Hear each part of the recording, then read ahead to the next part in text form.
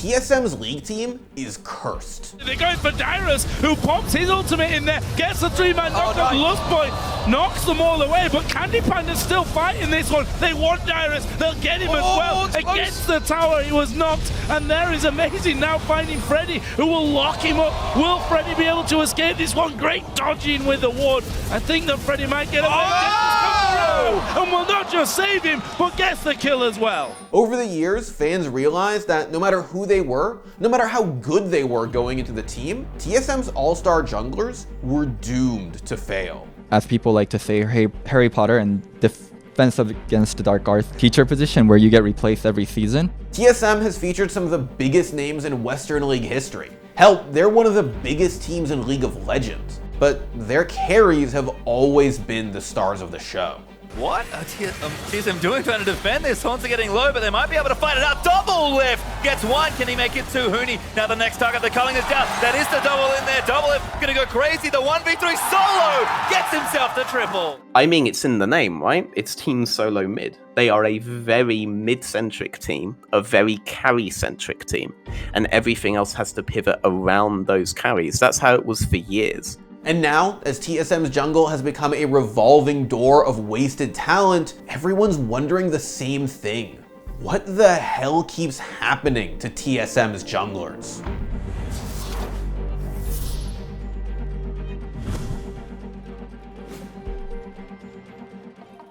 Alright folks, before we get into the video, I just want to remind you all to please sub to the channel and turn on notifications if you haven't done it yet, because it really does help. Okay, so between 2014 and 2020, that's 14 splits, TSM went through 8 different junglers. All but one of these 8 played just 2 splits or less, and some even had to share time. But it's not like these junglers were all untested or disappointing. Some of them even earned accolades before joining, or even while they were on the team. And after leaving, many built successful careers elsewhere, as Svenskeren told Travis Gafford. Just the culture in C9 is very different, where we're just more trying to improve, and when we do end up losing, it's more like we just go over why we lost, and we're not really mad at each other. Any way you slice it, TSM's junglers are cursed. While they're on the team, they are endlessly scrutinized, and as soon as they leave, everyone changes their mind about them. A lot of fans as well, they just like, I don't know, respect me more now for some reason. I don't really get it. It's just the fans, they go from one day, they hate you, and then the next day they love you, so it's kind of like surprising for me. But is this curse actually real? Well, to find out, we have to go way back. TSM's first ever change in the jungle came in 2014, when Danish jungler Amazing replaced the Odd One, joining his countryman Bjergsen on the revamped roster. And Amazing got off to a rough start. They got a good amount of damage down. The exhaust hits on. There's Amazing over the wall. He's completely out of mana in that engagement, so he's going to go down. Or they're just going to be disabled and then cleared out afterwards, but we'll get blinded in there. Svenskeren actually going to jump in. Dyrus is off the back, so he needs to be careful. Look at the Dyrus. Hello, Amazing. He comes off the wall, and Candy Panda's waiting. Despite a rebound that saw TSM make it all the way to Worlds quarterfinals that year, Amazing was off the roster for 2015.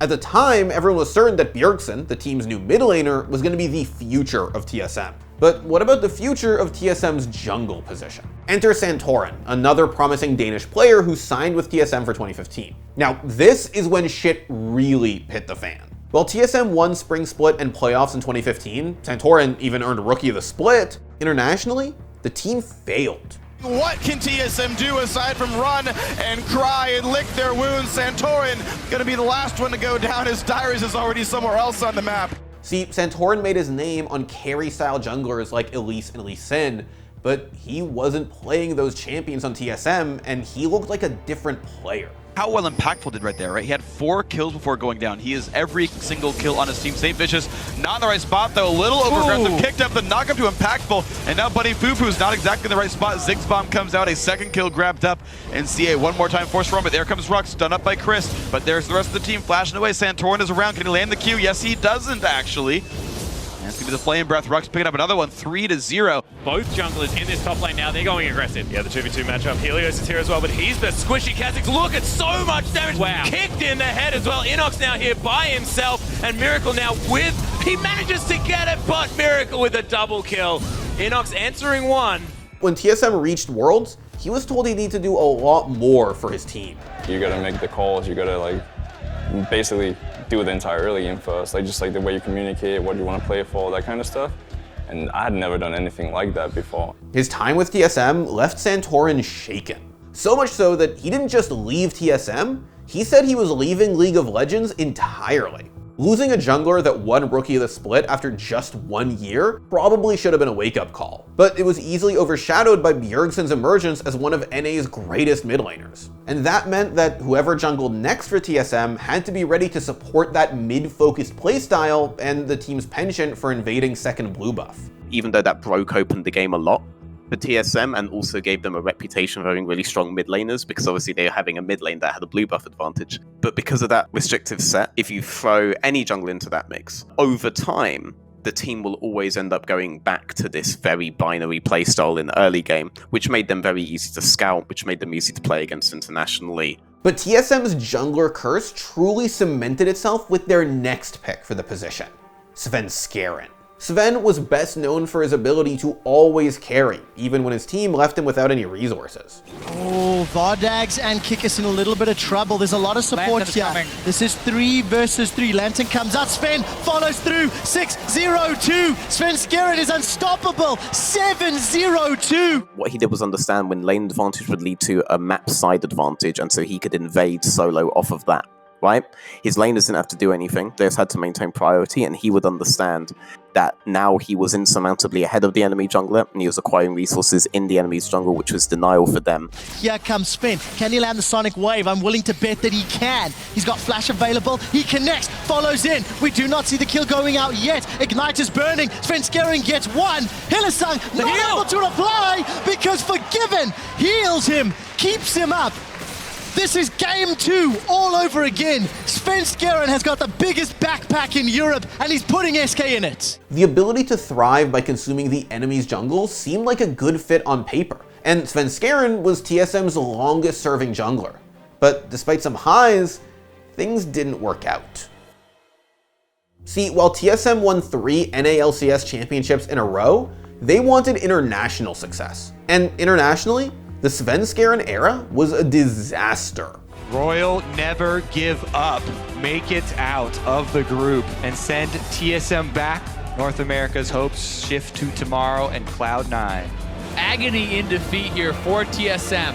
Again, out in group stages in Worlds 2017. Svenskeren on TSM wasn't the same player as he was before joining the team. And that might be because he was being asked to do things he never needed to do before. Everything that allows Svenskeren to just 1v9 carry on SK Gaming no longer existed.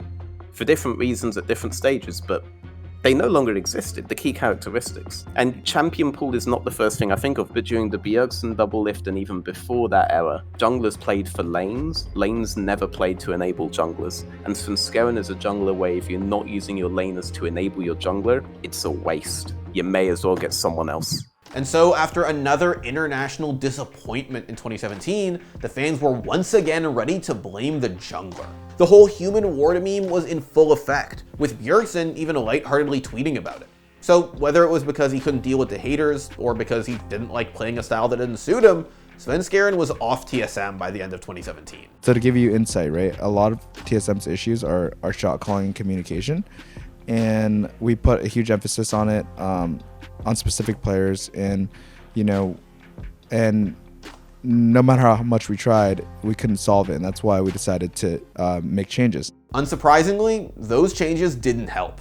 If anything, the next few years only proved that TSM's jungle really was cursed. First came Mike Young, a carry jungler fresh off an exciting Rookie of the Split performance. Speed does get them there a little bit quicker, and this might be the last push onto this inhibitor turret. They try it for what he wants, and he kicks back the front line. They found him, and Samus is gone. Mike Young cannot do wrong this game. He's gonna have difficult challenges because he's a carry-focused jungler, but I think that with his mindset and the way he thinks about the game, he can definitely fix that. Clutch Gaming will be the first organization to deny them their pass to the semis and will earn their spot in Miami.